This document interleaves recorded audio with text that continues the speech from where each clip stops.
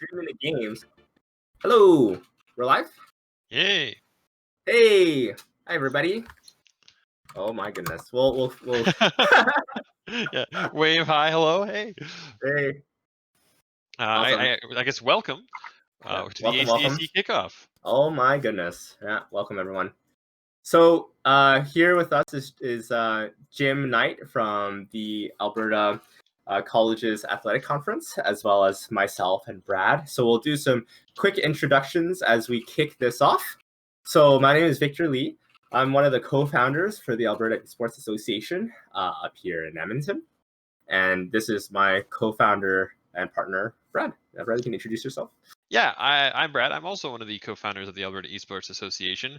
And much like Victor, we both grew up very closely tied to Super Smash Bros. As a series. So we're really excited to see, this whole thing get started here. And I'll let you explain a little bit more of the details of the significance, but it's awesome. Yeah, for sure. I mean, before we kick off, because I'm sure we'll be new faces for a lot of people on the stream here tonight, or this morning. But so we're with the Alberta Esports Association. We're a nonprofit organization that's dedicated to growing and developing esports here in Alberta. So some background on Brad and I. We've been TOing and running events and running gaming events in Alberta for the last 15 years. So we started off as 14-year-old kids at a local library, and 15 years later, we were filling convention halls and community halls with 800, 500 players, and that was kind of our reason to join forces and to actually kick this thing off a little bit more legitimately with the Alberta Esports Association. So that's a little bit of our history, and we're super excited to share that we're partnering with the Alberta Colleges Athletic Conference, which is the governing body for college athletics here in Alberta. And there are 17 partnered post-secondary institutions across Alberta, and one from Saskatchewan. So we're taking the first steps here in sanctioning esports as a sport activity under ACAC, having it sanctioned, legitimizing gaming, and building that relationship, and this event is the start of that relationship. It's our kickoff. We're starting off with Super Smash Bros. Ultimates, mainly because historically it's always been the largest event. It's near and dear to our hearts, Brad and I, given that this is the game that got our career started in all of this. And also just a little bit more of info from Brad and I as well. Again, this is a nonprofit organization. We both work full-time in our own careers, myself in engineering, Brad in financials. But Brad and I are also the instructors for the esports management program at Mount Royal University. So 2 out of 4. 2 out of 4, yep. Shout outs to Gobrins and George as the other 2 instructors. And a little bit more about our organization. So what we're trying to do here at the Alberta Esports Association, fill essentially a governing role for esports. So we're not just a for-profit event organizing business. We operate as a for-profit. We're primarily volunteer ran, and our goal is to create accountability and leadership and structure within esports in Alberta. So that means creating policies, compliance, accountability. So then our events are safe, that they meet a certain level of excellence, and essentially sanctioning esports and attaching our more or less like our seal of approval. And we work collaboratively with about 20 plus different grassroots communities and student groups across the province, the 17 post-secondary institutions with ACAC, as well as a number of industry partners and sponsors that we're connected with as an organization. Brad, I know I talked a lot. You can feel free to add in too. No, all good. I just want to note that the matches, if for anyone watching, especially if you're in a match, the pools have started officially. Like they are up and running. You can play your matches and they're good to go. So for any players or anyone involved in that, please do check it out and make sure you're on the page. And I just linked the bracket. So if you want to follow along, because we can't stream all the matches during the group stage. So if you want to tune in and check it out, it's at smash.gg/ACAC kickoff. And I just linked it in the chat there. But otherwise, we're going to be streaming as many matches as we can leading up to the top 8 finals brackets. So we'll go over the schedule really quick here. So starting off, we have our opening ceremonies. We'll have Jim have an opportunity to introduce himself right away here. Then we're going to, right after this, we'll have our group stage. So we've selected a couple of matches. So all the schools that are participating in our event will have an opportunity to showcase themselves during this group stage. We've picked one player from each school that's participating. And then after that, at 3:30, we'll have our crew battle exhibition between two existing student groups at NAIT and Concordia University of Edmonton. And then after that, at 4:30, we're going to be wrapping up the event with the top 8 final bracket that's going to figure out who the number 1 champion is, and to give them this awesome prize, which I'll actually show right now because I have it right beside me. So what's on the line is this championship belt. Check that out. So the winner for today is going to take home this awesome prize, one of a kind, galaxy blue leather belt. We got ACAC and AESA logos on there. We got the championship emblems. It's so shiny. Like, honestly, it's going to be awesome. Touch it at all, there'll be a big smudgy fingerprint. Yeah. So enough about us. Let's highlight Jim Knight, the president of the Alberta Colleges Athletic Conference. Jim. Good afternoon, everybody. On behalf of the 17 institutions for the ACAC that span across Alberta and Saskatchewan, we're excited about today's event. We're excited to partner with AESA in this historic Smash Brothers event, which could embark possibly being our next sport.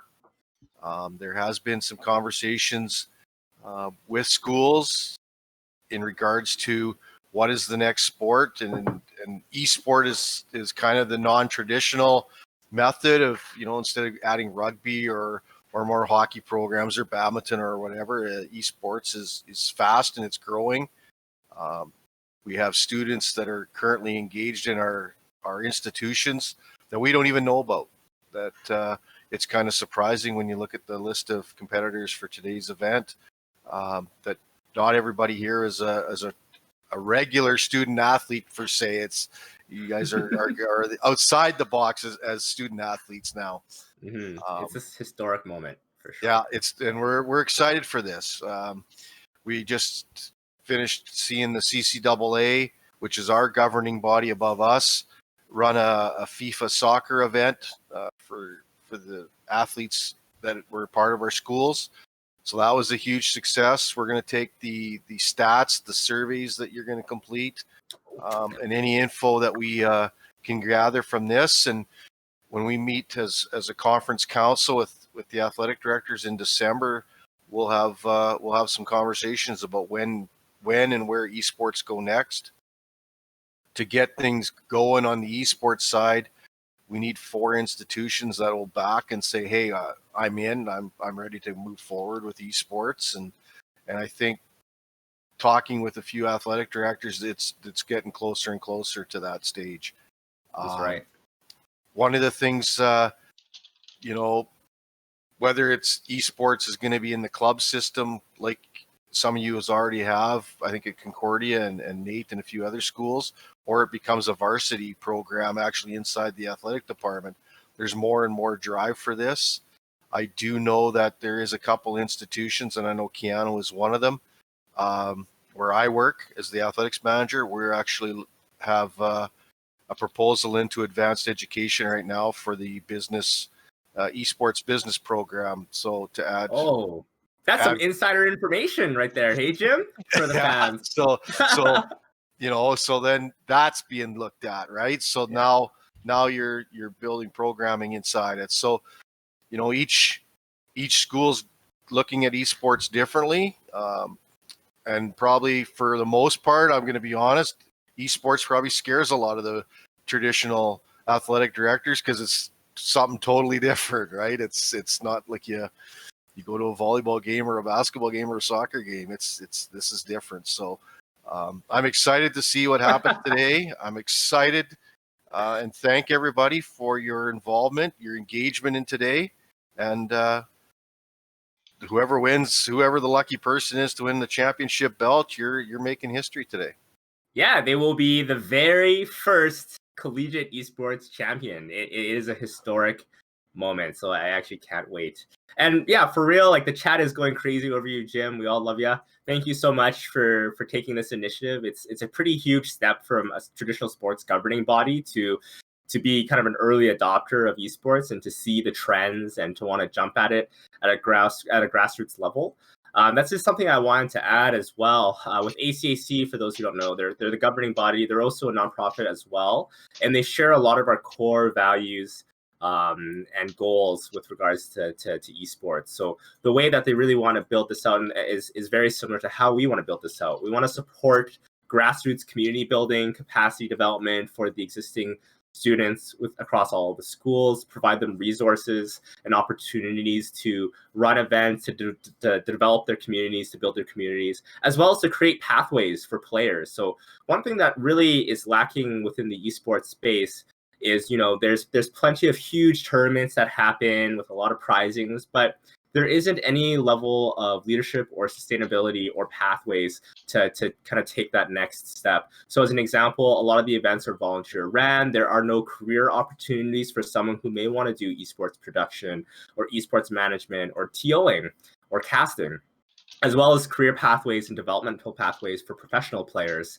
Whereas if you look at traditional sports, you'll have coaches, you'll have performance psychologists, sports psychologists, occupational therapists, all these different resources that are provided to traditional sports athletes. But esports athletes, it's kind of the Wild West. It's you pull yourself up by your bootstraps and you try to survive and you try to make something happen. So there's a significant lack of resources there, as well as scholarship opportunities. So there's a significant level of lack of resources for esports athletes and for esports talent.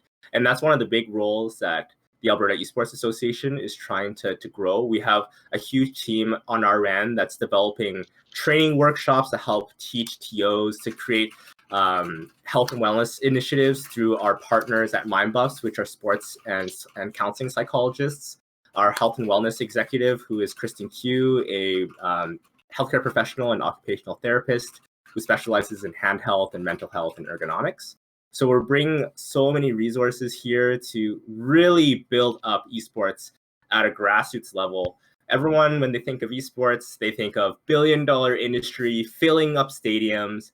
But before we can get to that point, we need to have a flourishing and healthy and strong grassroots community. When you think of hockey as an example, you don't get from zero to the NHL overnight and fill the Rogers Arena, right? You have U10 and youth leagues and junior hockey and provincial hockey and hockey at school and hockey through post-secondary and community leagues. And there's all this infrastructure that's in place, and that's what we're trying to build out here. So I'm excited to take the first steps for this journey. I'm really excited for all of you to join us on this. It's going to be a lot of fun. And I think the big part is that you as athletes today need to reach out to your athletic directors at your institutions and talk about esports and educate them in esports and what it's all about, because I think that's what's going to make this better. The more information we can gather, the better we are. Yeah, so that's a great segue. I already listed it, but in the link there is our survey. It's just free to enter. It's a free to enter giveaway for a $50 Steam card, gift card. So if you want to fill out that survey, that's really going to help us. It's going to let us know what games you want in the future, other different questions. So then we can use that information to help deliver better events for the community and create better opportunities for you all. So feel free to enter that survey if you haven't already. And by filling out the survey, you'll be entered for the giveaway. And I guess before we get ready here, we'll just talk about some of the final kind of numbers before we move into this. So we have a total of 32 players across different post-secondary institutions. So we have representatives at, let's see, I have the schools listed here. Ambrose, Concordia, Keano, Lethbridge, Nate, Portage. St. Mary's. So you have 8 post-secondary institutions who have a representative from their university or college who's attending, and we have a total of 32 players. So right now, as we speak, they're competing in the group stage. So we split them up into 8 groups. one player from each of those groups are going to qualify for the top 8. So the best performing player from each of those groups will move on and qualify for the top 8 bracket. And that group stage will be streamed right away here at 2:30. So before we move, is there any closing thoughts from Brad or Jim that you'd like to communicate before we move One thing over? I really want to do for the people in chat, because I know there are people watching that have either attended, might be alumni, or the attendees themselves for this event. I want to know what school you're rooting for, because Nice. I have ties. I'm an alumni of these schools. Like I know who I'm rooting for. I won't say it, just so I'm biased here. But You can say it. It's okay. You might as well say it. I mean, here's the thing. I'm a SAIT alumni. I want my SAIT friends to do well. Of course, I'm going to be rooting for SAIT. I also have a lot of ties to Lethbridge, so I'm really excited for the chance that Awesome. Lethbridge could make a name for themselves here too. Looks like it's a good balance between north and south. Yes. Looking at the numbers, Concordia Nate with Portage and Keano versus Calgary and Lethbridge. So yeah. I'm rooting because some of these colleges, like there's only one player from Keano, there's only one player from Portage, so I'm kind of rooting for them, like the one rep from one of these schools. Like I want to see them take a spot in the top 8 and run with it. That's who I'm rooting for, is the underdog story. But I'm really excited for this for sure. Just imagine your opportunity to take home the belt to your school and show it off. You get to be the person who goes back and goes, "Hey, look at this! Look, we should get this esports club stuff going." That's right. So, and as well, if you're at a university, so some of the universities like Mount Royal, McEwen, U of A, U of C, they're not with ACAC. McEwen and Mount Royal used to be. So if you want to see esports at their schools, even though they're not part of ACAC, you should email your schools as well. Email your schools, email your athletic directors. Likewise, if you're in high school, feel free to email your athletic directors at your high schools as well. And if we have that momentum, if we have that interest to bring esports into schools and institutions, then that brings us one step closer to making that a reality. So, well, and you can really get very grassroots about it too. You can just go to the top floor of your house, open up the window, and yell esports out the window. Anything you can do really helps. Yeah. But tell everyone, seriously, tell everyone, like if it's something you're passionate about, share it. I mean, people love to hear what you're passionate about, and believe me, I love to hear when people talk to me about That's esports. how it starts. So we'll kick off here. You'll see me again. I'll be joining for commentary for the crew battle and top 3. But otherwise, we're about to sign off so we can transition into the pool stage. I will say one thing, some cool facts going to this event. The last thing I'd like to say, Concordia is the powerhouse school going into this event. They have 3 top 10 Alberta players at that school, 2 of which are competing, and the third is actually casting with us this today. So they're definitely the team to beat. I'm excited to see some upsets happen. I think Nate has a really good shot too. Nate has quite a bit of interest. I think Nate has the most entrance out of any. Yeah, of the Nate has the most representation. And Nate, before all this, back when in person was a big deal, Nate was, I think, leading a lot of the club meetups in terms of size and scope. Yeah, so Nate had 40 people weeklies on every Monday. Yeah. It was crazy. Yeah. So I'm very excited to see this. Okay, so without further ado, please come by again I hope you stick around for the whole event. During the closing ceremonies when we award the belts and we leave our closing remarks. But otherwise, I hope everyone enjoys today's tournament. See you all soon. Good luck, everybody.